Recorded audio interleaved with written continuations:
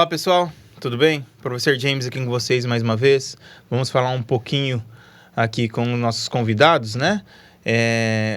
Mais uma vez para o nosso Congresso Internacional, o CIT 2025, tá? Espero que vocês estejam todos bem e gostem do assunto abordado. Espero que o assunto seja interessante para todos, né? É um assunto bem legal. Aqui eu estou com o professor Edival Viveiros, professor aqui do Unisalesiano também, né? Nosso colega de trabalho, professor aqui. Olá. Tá? Depois ele vai se apresentar melhor, falar da sua formação um pouquinho, coisa normal aqui pra gente, né? E estamos também com o nosso convidado, o professor Renato Gomes dos Reis. Ele é formado em matemática e mestrado em ciências da computação pela Unesp. Hoje ele atua profissionalmente como professor nas escolas estaduais de física e matemática. O tema de hoje que iremos trabalhar com computação quântica. Vamos falar um pouquinho de computação quântica. O porquê de utilizar, onde utilizar e o quanto isso já está disponível para que a gente possa trabalhar também no dia a dia, né? Ou na parte tecnológica do meio aí, né?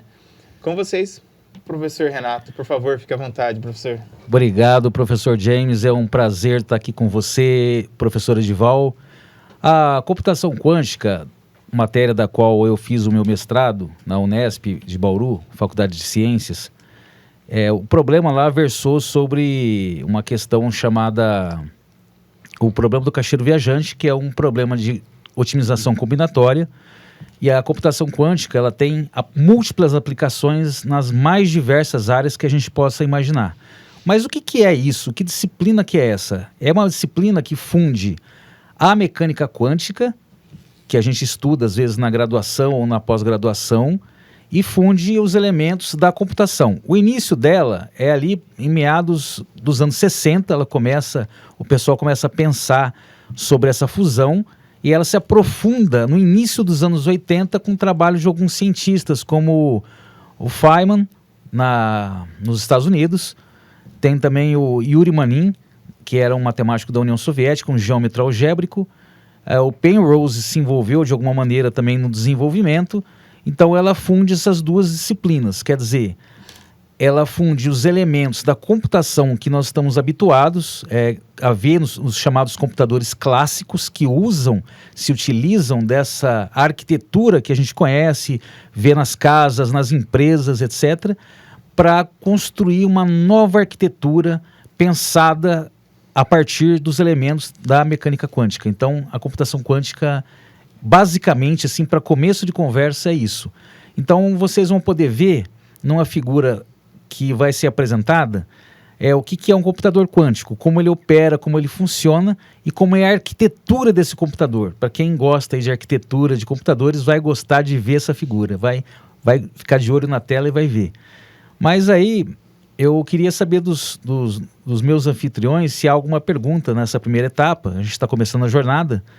E aí, se vocês têm alguma pergunta sobre essa primeira etapa. Interessante, você mencionou o Penrose, né?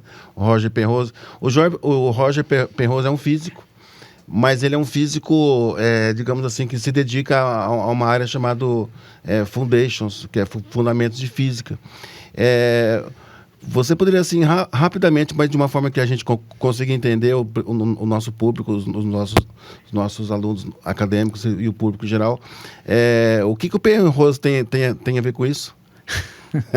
Bom, é uma boa pergunta essa é uma ótima pergunta. O Penrose, ele mexeu com várias áreas, tanto da física quanto da matemática, enfim, as contribuições dele são inumeráveis, né? Mas ele dá algumas contribuições em alguns tipos de diagramas que vão ser utilizados pela computação quântica para a desenvoltura do que a gente chama de circuitos e portas lógicas. Então aí vai ter um desenvolvimento, o próprio Yuri Manin fez isso, o Feynman fez isso também. Então, quer dizer, primeiramente, como era uma área ainda incipiente nos anos 80, no início dos anos 80, então o pessoal estava usando ainda alguns tipos de diagramas para fazer alguns tipos de desenhos de circuitos para se tentar entender como é que funcionaria um computador que não utilizaria, digamos, o código binário, que é aquele 0 e 1, quer dizer, você tem a luz apagada, luz acesa, luz apagada, luz acesa, Certo. mas você teria, então, um novo tipo de pensamento a respeito dos circuitos. Você vai ter os circuitos, claro, mas você não vai ter os circuitos que se usa, por exemplo, no computador clássico. Você vai ter os circuitos que vão ser utilizados no computador quântico, nas chamadas portas lógicas quânticas. Perfeito. Né? Então, quer dizer, você vai ter uma generalização. Então, na computação quântica, aí eu peço para vocês observarem essa figura que eu vou apresentar agora. Vocês vão ver que a gente tem essa esferazinha chamada esfera de Bloch, e ela encerra o seguinte, assim, de uma maneira bem simples. Para vocês separarem o que é um computador clássico do que é um computador quântico. O computador clássico, ele usa o 0 e 1, binário. O computador quântico, eu posso ter esses estados sobrepostos numa esferazinha. Né? Então, essa é a grande diferença, aí é a grande sacada. Então, quer dizer, a computação clássica, ela tem aquela limitação do 0 e 1. Já na computação quântica, eu posso sobrepor estados, porque a mecânica quântica tem a previsão desse fenômeno, que é chamado fenômeno da sobreposição. Sobreposição. E outros, né, como a parte de teoria da medição, também vai ser aplicada na computação quântica, né, e aí vai dando os desenvolvimentos que vão vindo depois, a partir ali dos meados dos anos 80, início dos anos 90, e os algoritmos depois também vão sendo desenvolvidos a partir desta lógica. Então você tem a lógica de um computador clássico e a lógica de um computador quântico, que você pode sobrepor esses estados, então você não tem a priori o 0 e 1. Você pode ter, eles ficam nos polos. É como se você imaginasse a Terra, né? E aí você tivesse nos polos, você tivesse o 0 e 1, e ali você tem o mecanismo do computador clássico. O quântico já pode sobrepor. E olha, professor James, como são, eu acho assim, até irônico, que uma pessoa como o Roger Penrose tenha dado essa contribuição, sendo que o Feynman é conhecido a explicação dele, final da década de 50 ainda, de que futuramente a enciclopédia Barça, e provavelmente a maioria dos nossos ouvintes não saberão o que é uma enciclopédia Barça. Não saberão. Né? Nem sei se você estudou pela Barça, mas era um monte de livros, né, enormes. Ele disse que mais ou menos assim, que caberia na ponta de uma caneta. Mas o fato é que o desenvolvimento das memórias memória flash e do pendrive foi em função da computação quântica, em cima dos trabalhos iniciais, como você falou, do Penrose, do Feynman e de outros. Mas o Penrose era um físico mais com tendências, digamos, filosóficas, digamos assim, né?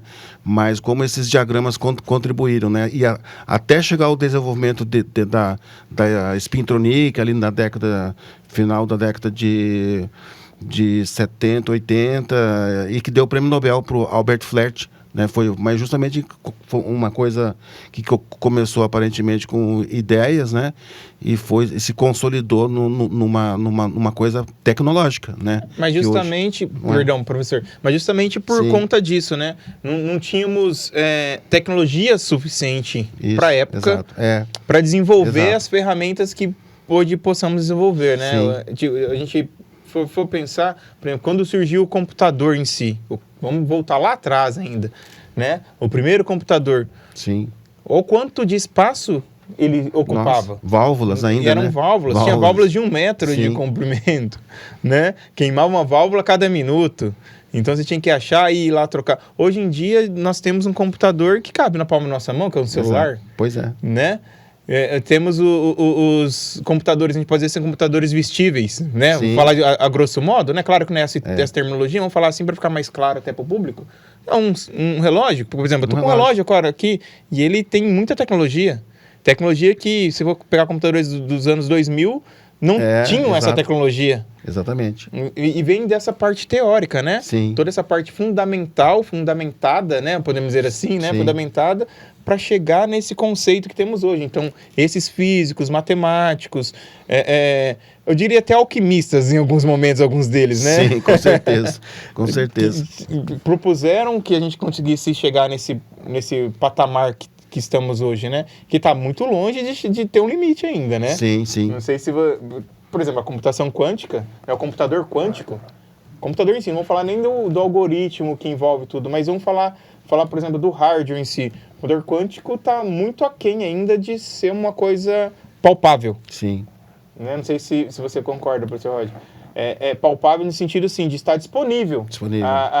Não diria para a população de modo geral, mas para os grandes centros tecnológicos, né? Para as grandes empresas tecnológicas. Está disponível para utilização em massa dentro das empresas aí de grande porte. Falta muito ainda, né, para ser desenvolvido, né? De fato, o computador quântico, ele está um pouco longe de ser disponível pelas razões que vocês elencaram, que era o quê?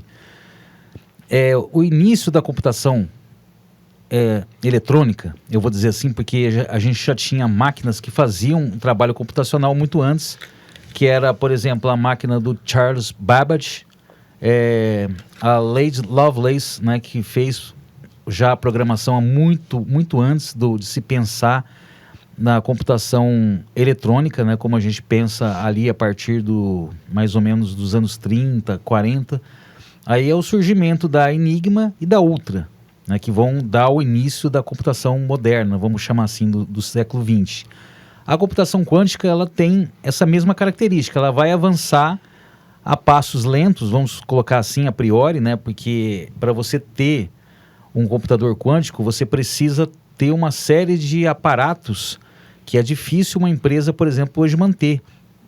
Por enquanto ainda ele não está disponível, digamos assim, para você usar na sua casa ou ter um uso numa empresa, mas ele está disponível para se fazer pesquisa. Por quê? Como eu estava dizendo antes ainda de começar o podcast, né? A gente estava batendo um papo aqui informalmente, mas o computador quântico, ele tem uma coisa chamada ruído.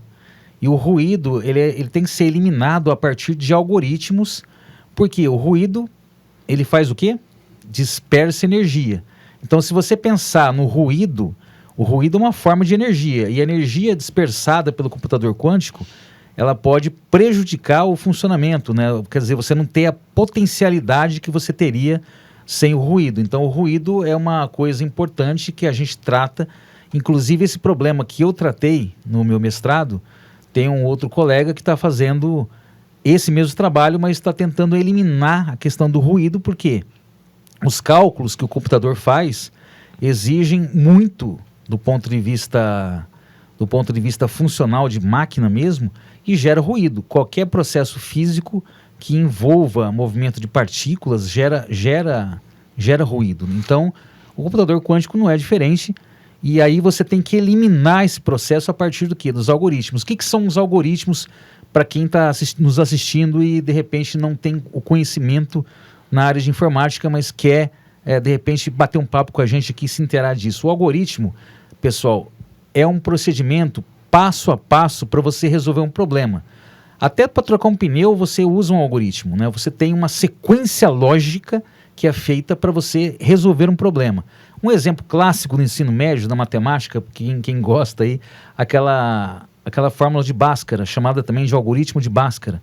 É um algoritmo, quer dizer, um procedimento que você faz sequencialmente, existe uma sequência de passos para você resolver um problema. O computador quântico é a mesma coisa, o computador clássico é a mesma coisa. Você faz um algoritmo e aí você faz uma implementação com uma linguagem, porque o computador só entende 0 e 1. Aí você precisa de alguém para traduzir os zeros e uns para uma linguagem que o computador entenda. Pode ser o Python, Java e outras que tem por aí, a linguagem C.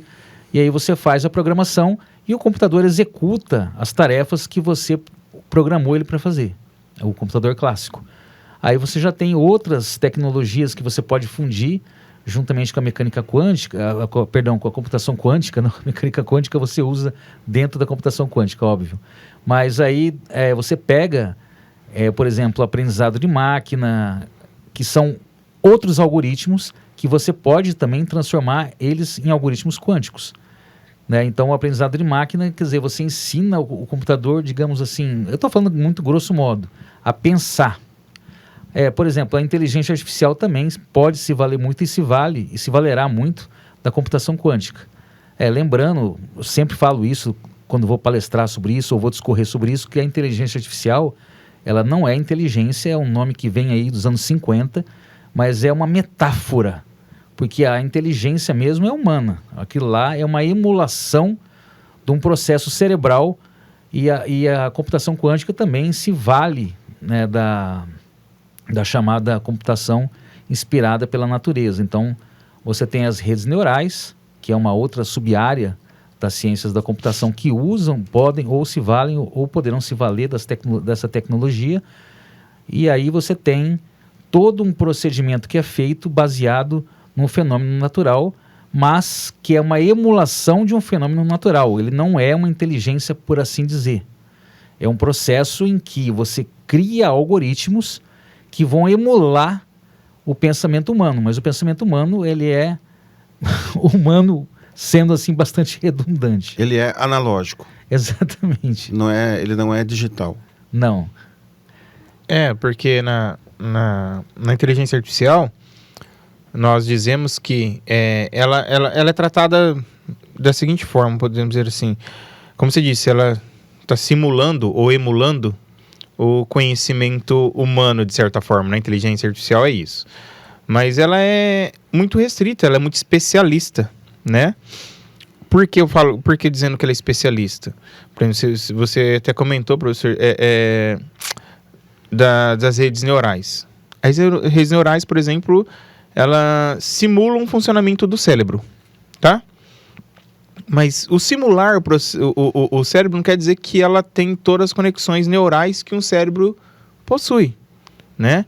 Um neurônio, ele tem dendritos, tem o axiônio, os dendritos têm uma certa função, o axiônio uma outra função, né? Que é a ligação entre os dendritos, né? Tem um comprimento de cada um, tem o meio de comunicação eletroquimicamente que é comunicado, essas informações. Então, a partir disso, não dá para a gente simular computacionalmente ou matematicamente. A gente tenta simular, por exemplo, o McCode e Pitts fizeram um primeiro neurônio artificial. É um modelamento matemático.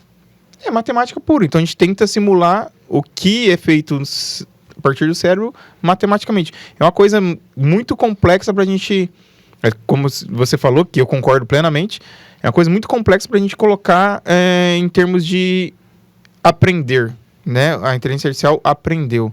Tanto é que a gente tem aí os chats conversacionais, né? Não vamos falar nenhuma de uma empresa específica, mas temos eles existem com um treinamento com milhões de parâmetros de entrada de dados para poder gerar informações. Então você tem algumas variações. Imagine quantas esses parâmetros são as variações de um problema que ela pode analisar. Quanto o nosso cérebro analisa rapidamente? Talvez aí entre a computação quântica para deixar a inteligência artificial mais completa. Não sei se você tem essa mesma visão, né? Se você tem essa mesma visão de que a computação quântica poderia completar o que falta para a inteligência artificial. Eu dei o exemplo aqui das redes neurais, mas existem outras técnicas na inteligência artificial, né? Que poderiam ser contempladas com a computação quântica, né? Não, naturalmente, qualquer aparato que você tenha que possa ser feito classicamente, eu falo computação clássica, você pode utilizar a computação quântica. Por quê? Você pega lá redes neurais, enfim. Aí as redes neurais, vamos pensar assim de uma maneira mais simplificada. Então eu vou pedir para inserir a figura, para vocês verem o que é, mas ela trabalha com várias conexões. E essas várias conexões, de um ponto de vista clássico, é mais complexo porque exige um custo computacional maior, e aí você tem uma coisa chamada teoria da complexidade computacional que vai descrever a complexidade de um algoritmo. Aí a computação quântica, ela tem alguns mecanismos até influenciados pelas redes neurais, como, por exemplo, codificação em múltiplas bases, que ela é egressa das redes neurais e vai para a computação quântica. A computação quântica usa para resolver um problema de otimização combinatória. O que é otimização combinatória? Então, vamos fazer o seguinte, vamos pensar da seguinte forma. Eu tenho que visitar, por exemplo, 5 municípios. Eu preciso achar uma rota que seja mais adequada. E aí eu combino trajetos que sejam mais... que torne o circuito o mais assim, digamos, do ponto de vista energético, o que consome menos energia possível. O mais eficiente. Mais eficiente ou menos longo, enfim, é por aí. Que gaste menos. Exato. Que gaste menos energia. Isso. Ou mais rápido. Isso. Os nossos GPS fazem isso. Às vezes de maneira um pouco atabalhoada, acabam errando, mas essa é a base feito. Os cálculos são feitos por computador clássico e aí tem esses problemas, né? Com a computação quântica e utilizando essas novas ferramentas da computação quântica, eu falo de algoritmos, a gente pode fazer os cálculos muito mais fáceis, de uma maneira mais rápida, e aí melhorar a eficiência também de localização, de como você vai calcular, né? Porque aí você envolve várias variáveis, porque a gente fez um modelo lá bem simples, bem simplificado. Eu vou pedir para colocar a figura do problema do caixeiro viajante para que vocês entendam. Aí vocês vão ver e observar a figura do caixeiro viajante do problema. Então aí, nessa figura, vocês vão ver que o problema do caixeiro viajante é exatamente o problema do GPS. É um problema de otimização combinatória. Claro, com poucas cidades é fácil. Você faz no que a gente chama de força bruta. Você pega o papel e literalmente faz a continha e tem um número lá que vai dar a menor distância possível. Do ponto de vista energético, como a gente trata na computação quântica, e a gente usa uma ferramenta chamada Hamiltoniano, que ela descreve a energia do sistema, isso tanto na computação quântica quanto na mecânica quântica também. Na própria mecânica clássica se usa esse mesmo conceito. Quem faz física aí, quem está já na graduação já vai entender um pouco melhor isso. Quem não está ou não conhece é ligado, é simplesmente fazer a ligação, a conexão com um problema de energia. Então, a menor energia possível é o caminho que eu devo escolher para eu fazer um certo circuito. Então mas para você fazer isso por exemplo, com 100 cidades, aí já é impraticável fazer na força bruta. Então, o que você vai fazer? Você vai buscar a ferramenta computacional, que pode ser um computador clássico ou pode ser um computador quântico, que a gente está testando alguns algoritmos para que isso seja feito de maneira bem rápida para poucas cidades ou para muitas cidades e com o mínimo possível de ruído. Aí a gente vai utilizar também um tipo de algoritmo para que a gente possa eliminar o ruído. Agora a pergunta, talvez, que vocês poderiam fazer, etc., e eu vou até antecipar, mas eu já vou falar, é uma coisa que muita gente me pergunta na rua, fala, mas como que eu vou conhecer, assim, como é que eu vou ver um computador quântico, assim, entre aspas, como que eu posso conhecer? Existe um programa dentro do Python, que a gente chama de Qiskit, que ele vai emular o computador quântico. Por quê? Você vai construir lá circuitos a partir de portas lógicas quânticas.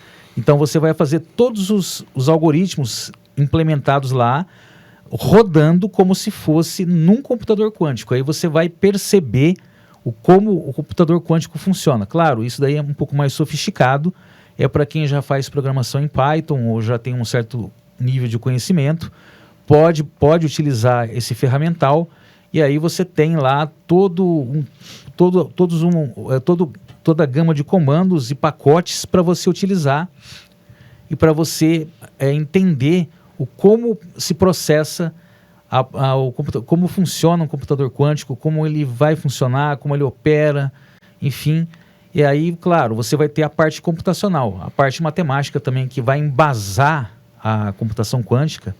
Ela vai ser egressa aí de uma estrutura chamada espaço de Hilbert, que a gente pode pensar, assim, grosso modo, como uma generalização do espaço euclidiano. Para quem está nos assistindo aí, quem faz graduação em matemática ou engenharia civil, qualquer coisa parecida, vai entender que o espaço de Hilbert é uma generalização do espaço euclidiano ordinário. É basicamente isso.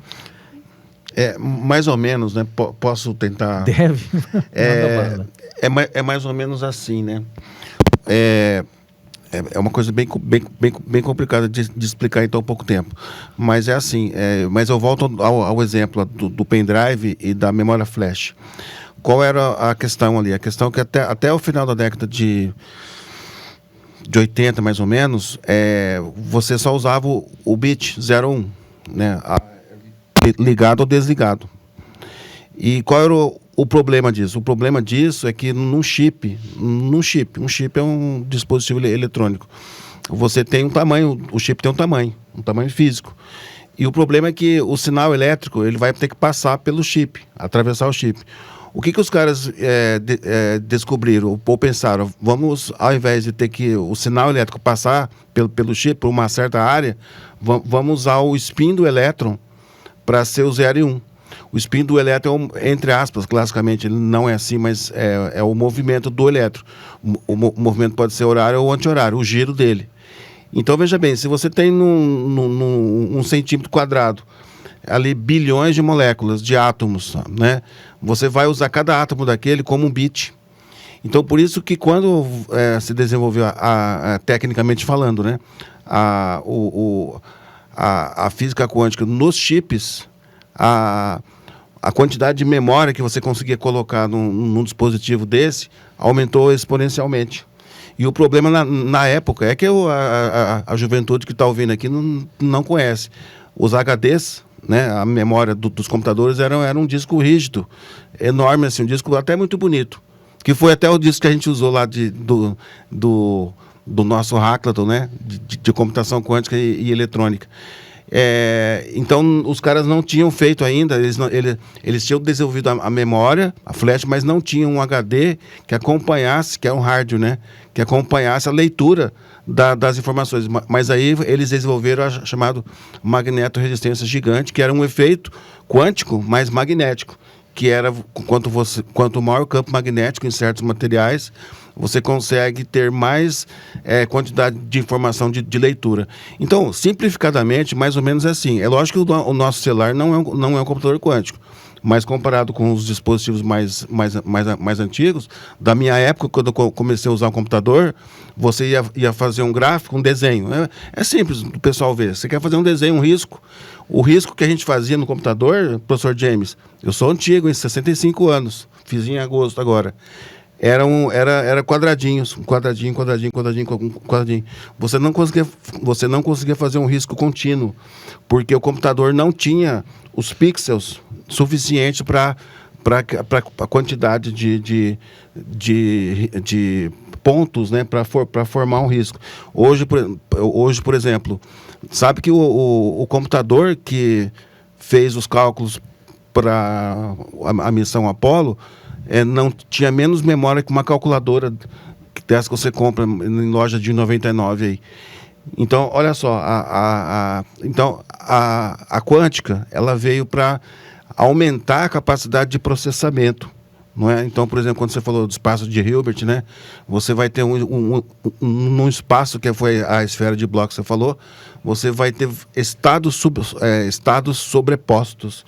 Isso aqui é incrível na quântica, ou seja, você ter ali numa área, entre aspas, né, não um 0 1, mas você pode ter infinitos valores entre o 0 e 1, né? Volta lá naquele problema lá é um problema filosófico dos gregos, né? O que existe entre a questão da tartaruga e do coelho, né? Porque entre o 0 e 1 existem infinitos números, não é? Mas a gente pensa, só tem o 0 e só tem 1. Não, mas entre o 0 e 1 vai ter paradoxo de Zanon, não é? Acho que é isso, mais ou menos, sei lá. Mas então é isso, a quântica ela trouxe a possibilidade da gente amplificar exponencialmente a quantidade de informação, não é?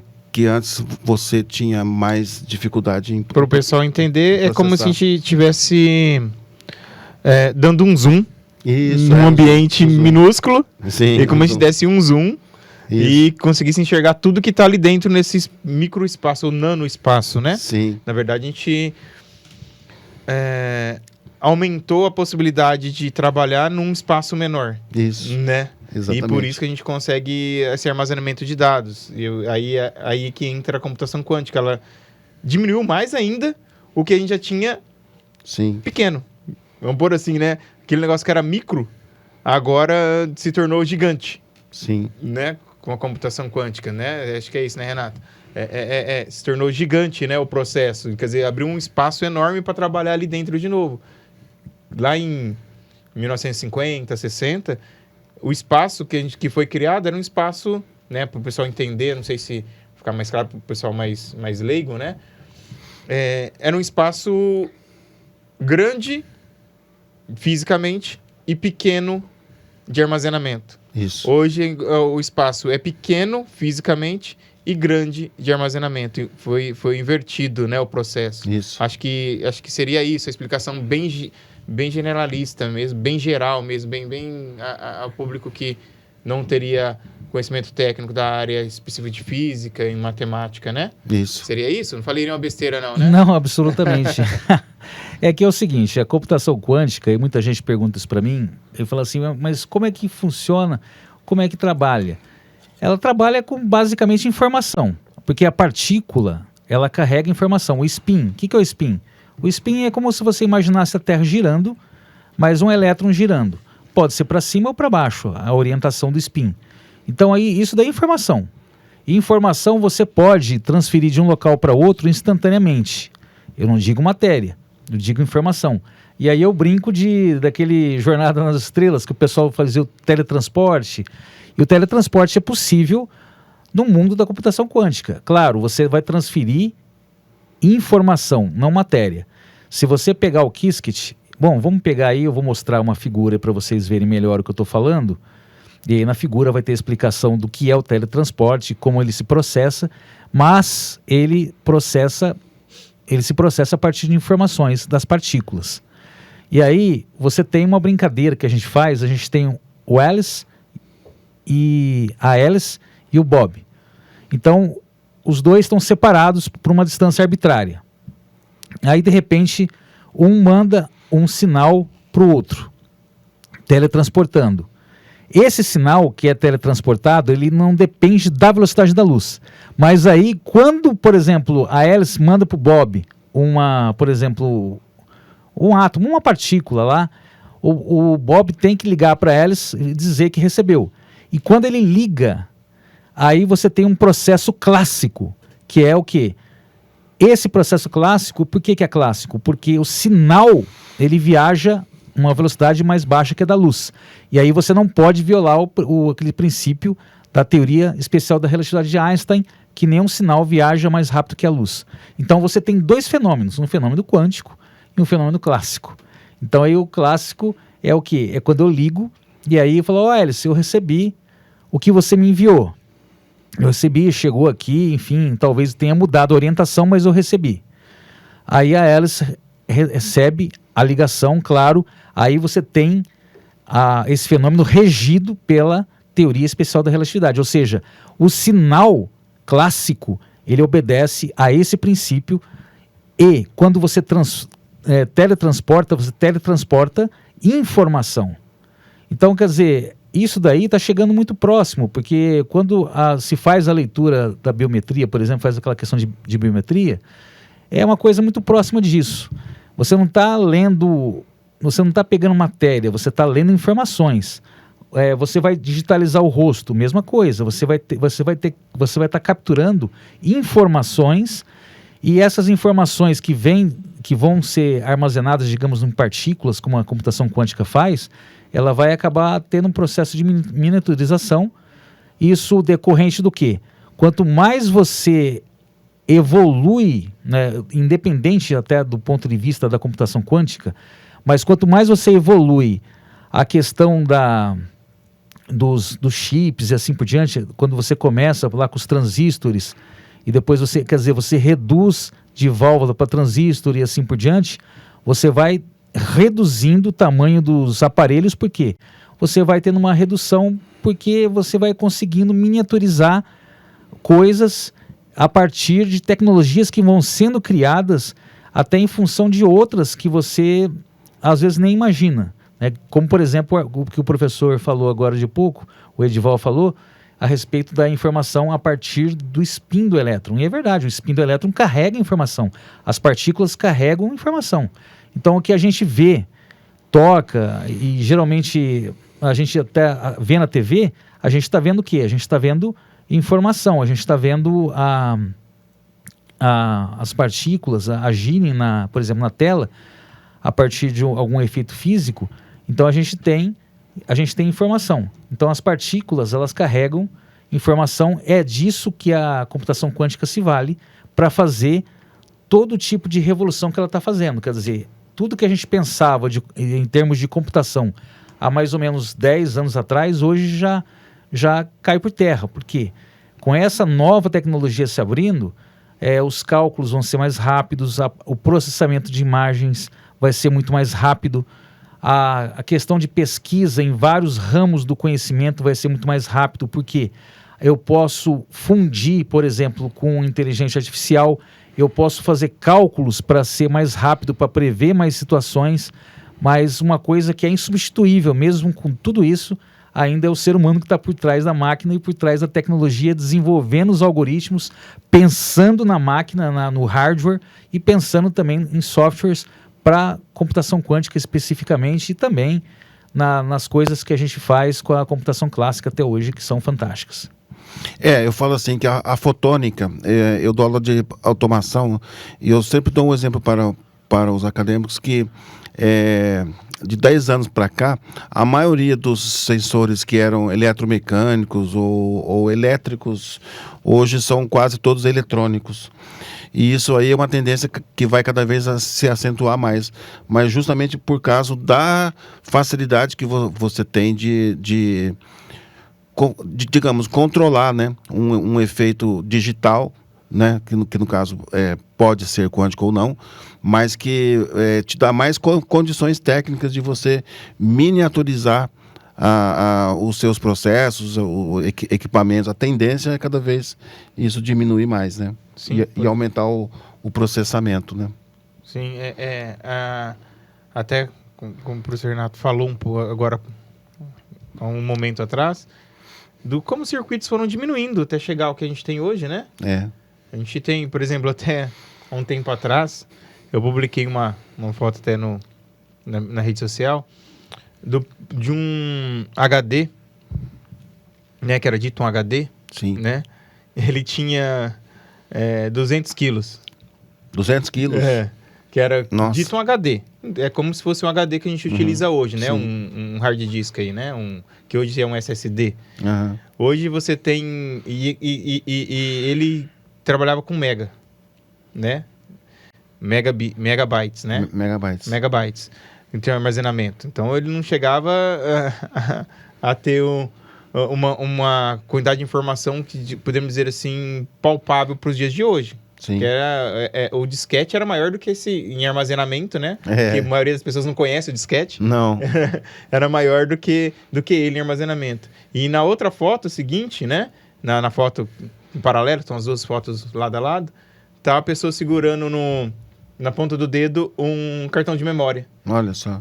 Né, que tem a capacidade... Aí fala assim, o peso que tem o peso do HD é o que tem de espaço o cartão de memória. Nossa, que coisa, Então, para a gente ver a diferença, como os dados, né, as informações estão sendo armazenadas de maneira mais eficaz, talvez seria a palavra correta, né? Eficiente e eficaz, né? Eficiente e eficaz. Eficiente e eficaz, né? E a perda de informação não é tão grande quanto era antes, talvez por conta da evolução tecnológica e evolução computacional, né? Já deixando esse gancho ali, eu queria fazer até uma pergunta que não sei se daria para ter uma resposta hoje já, isso, né? Porque eu acho que ainda faltam algumas coisas. Vai chegar um momento que não teremos...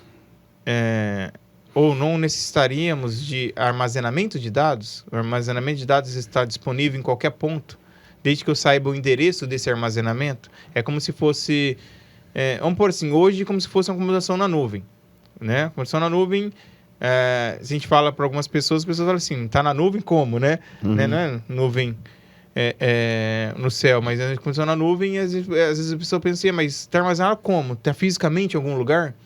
E muitas vezes essa informação não está fisicamente em um lugar, está em vários lugares. Exato. Né? Está espelhado em vários lugares.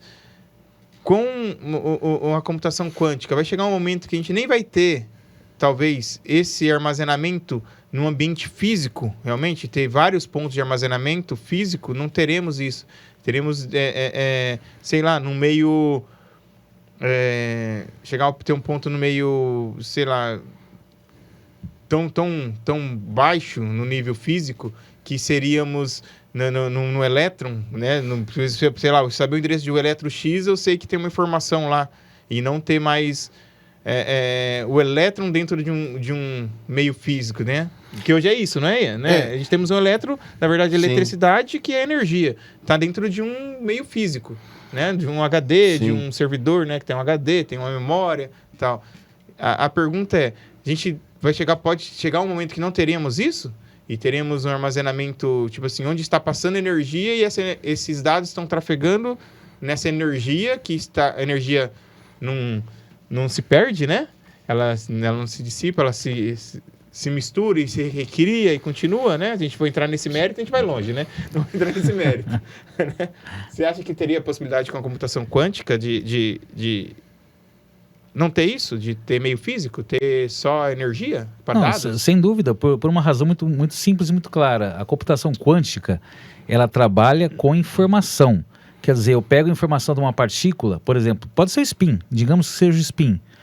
Você tá tendo informação, quer dizer, digamos que você cria um certo código lá e a partícula se comporta de uma certa forma. Então, quer dizer, aquela informação, ela pode ser até mandada instantaneamente, que seria o teletransporte. Então a gente pode teletransportar, pelo menos hoje, informação. Então a informação, ela não tem limite, porque a partícula, a computação quântica, ela trabalha com partículas e ela pega egressa das partículas as informações que elas carregam. Então quando você vai fazer o teletransporte, você não vai teletransportar um elétron, por exemplo, a priori, uma partícula. Você vai teletransportar informação. Então, a informação, ela pode estar em qualquer lugar, como, por exemplo, a computação em nuvem que a gente usa hoje, mas de uma maneira, eu presumo, muito mais eficiente. Esse era o sonho do Tesla, né? Quer dizer, você acessar as informações de qualquer lugar, utilizar, inclusive, a energia elétrica de qualquer lugar, mas isso hoje já é uma realidade já com a computação em nuvem, e a computação quântica, ela pode potencializar isso, por quê? Porque a questão da informação é um processo quântico, portanto, ele não depende a priori de uma distância física. Diferentemente, quando você tem a informação que a gente usa, por exemplo, com os celulares para se comunicar, etc., que você tem um fenômeno clássico, e aí você tem a dependência da distância, porque o sinal ele viaja abaixo da velocidade da luz. Então o acesso da informação você consegue, mas com um certo tempo. Com a computação quântica você elimina a questão do tempo, porque ele se torna um fenômeno quântico, não um fenômeno clássico. O fenômeno clássico ele está sujeito às leis ou às interpretações da teoria especial da relatividade. Então aí você joga a questão da distância fora e aí você tem um fenômeno puramente quântico que não depende da distância. Claro que se eu tiver interação entre dois indivíduos, se um quer saber se o outro recebeu, eu falo, você recebeu aquela informação que te mandei e tal, aí você vai fazer uma ligação, óbvio que você vai ter um processo clássico. Mas a computação quântica, ela rompe com essa barreira da distância, porque ela transporta informação, ela não transporta necessariamente a priori, né, e não sabemos se futuramente vai ser assim, enfim, ela transporta informações. Então, o que a gente faz é transportar informações. Então, tudo que é feito do ponto de vista da computação quântica, assim como, num certo sentido, com a computação clássica, é trabalhar com as informações. A computação clássica ela tem um trabalho um pouco diferenciado, é mais limitado do ponto de vista de velocidade, de processamento e tal. Os algoritmos têm um custo computacional, tanto na computação clássica quanto na computação quântica, isso é levado em conta. E a computação quântica, ela veio para ficar e ela vai alavancar essas tecnologias que a gente tem hoje para melhor. Então a tendência é que os objetos que a gente tem hoje nos computadores clássicos, nos algoritmos clássicos também, eles sejam transformados, convertidos, eles podem ser em algoritmos quânticos que vão rodar em computadores quânticos, e a gente vai ter a questão de armazenamento de informações muito mais eficiente, com menos espaço, porque aí a gente vai ter basicamente a questão da informação e acessível, sem a questão, se levar a questão daquele delay que você teria por causa da questão da relatividade especial, da geral não a priori, porque aí você não está trabalhando necessariamente com gravidade. Mas enfim. O que existe já de um tempo, né, e é uma tendência, inclusive na automação, é o uso da fotônica. Então, assim, existe uma tendência de desenvolvimento de materiais, biomateriais, polímeros, que acumulam luz, ou que você pode trabalhar esse processamento que o professor James perguntou em relação a quantidade de informação, porque, por exemplo, a fibra ótica já é isso. A fibra ótica, você consegue transmitir uma quantidade grande de sinal, que na verdade são bits, né? Num pequeno espaço, num pequeno espaço físico. E por exemplo, na época que eu ainda fazia faculdade, estou falando de final da década de 80, um pouco antes, a IBM já investia num projeto de biochips, inclusive feito com uma coisa impressionante, que são bactérias magnetostáticas. São bactérias que se orientam com o campo magnético da Terra. O que os caras querem fazer são chips biológicos para armazenar informação, mas e fazer isso com luz também, porque a luz, né, se você pegar um LED, é o que acontece com as televisões, essas TV de OLED, QLED, que são televisões que conseguem ter uma imagem melhor. Por quê? Porque você consegue num LED, o LED é um dispositivo quântico, mais pixel do que num dispositivo que não fosse quântico como LED. Então, essa eu vejo que é a grande tendência, né, de acumular dados em dispositivos fotônicos, em dispositivos com luz. Inclusive na medicina também. Até não por acaso eu trouxe esse livro propositalmente, que é o livro do Miguel Nicolés. Não estou fazendo propaganda do livro, né, mas ele vai ser nosso palestrante do CIT, e justamente por causa da pesquisa com o cérebro, não é? com o processamento de sinal cerebral, o Nicoleles introduziu conceitos quânticos na interpretação de como o cérebro processa.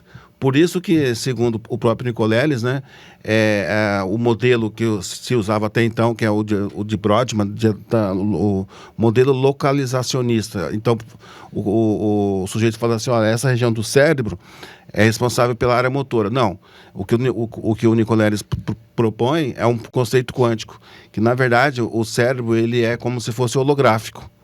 Quer dizer, quando o sujeito tem um acidente, um AVC, né? Ele tem um derrame cerebral, aquela região ali vai fazer a pessoa perder o movimento do lado direito do corpo, por exemplo, não é?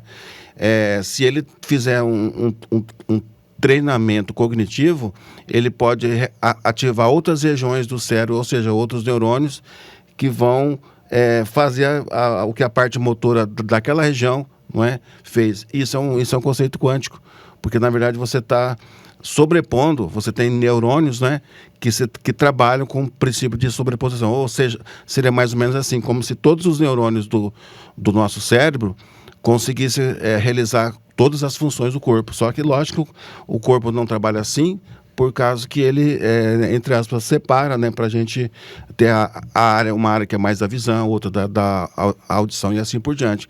Mas uma necessidade, o cérebro faz isso, que é o princípio da neuroplasticidade que o Nicoleles fala. Isso é um conceito quântico. Por isso que ele mesmo tem um livro que é um livro bem fininho, inclusive, que é sobre o cérebro quântico. O cérebro quântico, né? Porque, na verdade, o cérebro é quântico. E por isso que ele mesmo não é favorável à ideia da máquina de Turing, né? O problema da máquina de Turing, de você tentar, então, emular um cérebro artificial, né?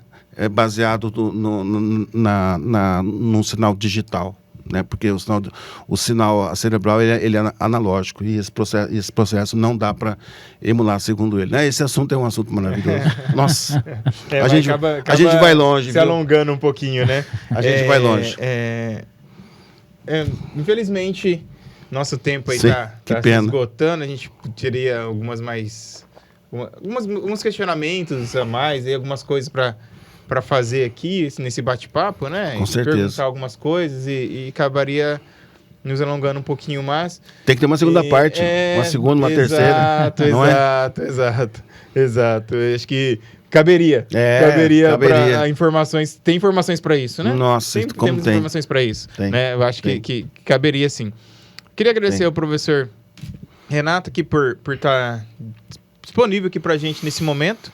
E passar um pouquinho do seu conhecimento, né? Do que ele trabalhou, o que ele fez até no mestrado dele, mostrando um pouquinho do que a área que ele vamos dizer assim, que ele brincou um pouquinho no mestrado, né? Vamos dizer assim, né? E deu pra gente perceber o quanto isso tem crescimento e tem abrangência em várias áreas também, né? Exato. Daria para ser utilizado em outros ambientes, não só um ambiente computacional, né? Em ambientes do dia a dia aí, né? Com as tecnologias. Agradecer também ao professor Edival. Obrigado. Por ter disponibilizado tempo aqui para estar com a gente, tá? Obrigado. Infelizmente temos que finalizar, professor. Não, o senhor queria falar alguma coisa? Não, eu quero falar uma coisa bem rápida, porque eu tinha falado com o Edival que a gente ia falar sobre isso, mas é bem rápido, bem rapidinho. É falar do hackathon que foi feito aqui no Salesiano. Ah, sim. E foi realmente sobre computação quântica, mas o pessoal fez alguns experimentos que eram baseados nos fundamentos da computação quântica e ficaram trabalhos fantásticos. Eu queria falar sobre isso, quer dizer, que no ambiente educacional também cabe. A gente consegue fazer, né, em objetos do nosso mundo cotidiano, emular, né, fazer aquele processo de emulação de fenômenos que a computação quântica abraça e abarca, né? E ficou muito legal, ficou um trabalho muito bom e a parceria ficou perfeita. Eu só queria fazer esse registro. Foi basicamente eles controlarem motores utilizando alguns conceitos da computação quântica, sobreposição, emaranhamento quântico, enfim, e deu muito resultado. Eu achei que eles iam ter dificuldade justamente pela complexidade dos conceitos da quântica, né? Mas eles conseguiram e foi muito interessante. E isso utilizando linguagem C mesmo, porque a proposta era eles desenvolverem programação ali para o Arduino, né? Linguagem C, mas rodando no computador normal, clássico, né? Foi muito bom e te agradeço por essa parceria, mas agora esse ano ou o próximo ano o professor Renato deverá fazer uma parceria com a área aqui da professora Maria, coordenadora, não é isso? São os cursos de engenharia da computação, TDS e jogos, né? Mas também os demais cursos de engenharia e quiçá medicina também, quem sabe, né? Levar a computação quântica para todas as áreas do conhecimento aqui dentro da instituição. Dá para encaixar em tudo, né? Não é? É palpável em todas as áreas, encaixa Sim, em todas as áreas de conhecimento, né? Sim, fato. Com certeza. Te agradeço muito por isso, pela oportunidade, viu? É muito bom estar aqui no CIT e saber que o Nicoleles vai estar abrindo o evento, né? Sim, maravilhosa sim. A notícia, bacana. Sim. É uma honra, um prazer estar na presença de vocês, agradeço muito. Eu acho que só tenho a agradecer a todos que vão assistir depois e acompanhar. Espero que gostem, que tirem as dúvidas ou que surjam mais dúvidas ainda, mas sim, estamos aqui para responder as questões e criar outras, né? É isso. Sim, muito obrigado. Tá, joia, então. Queria agradecer a presença de todos por ter nos prestigiado nesse podcast, esse bate-papo aqui. Espero que fique legal para que vocês consigam entender tudo que foi falado aqui. Talvez teve algumas coisas um pouquinho mais técnicas, outras coisas um pouquinho mais geral, né? Sim. Para a gente atender todos os públicos, né? Exato. A ideia era exatamente essa, né? Queria agradecer a todos pela presença, né? Obrigado. Em nome do Núcleo Salesiano, tá? E finalizamos esse podcast aqui para o nosso Congresso Internacional, né? De 2025. Até mais, pessoal. Fiquem com Deus. Até mais. Obrigado.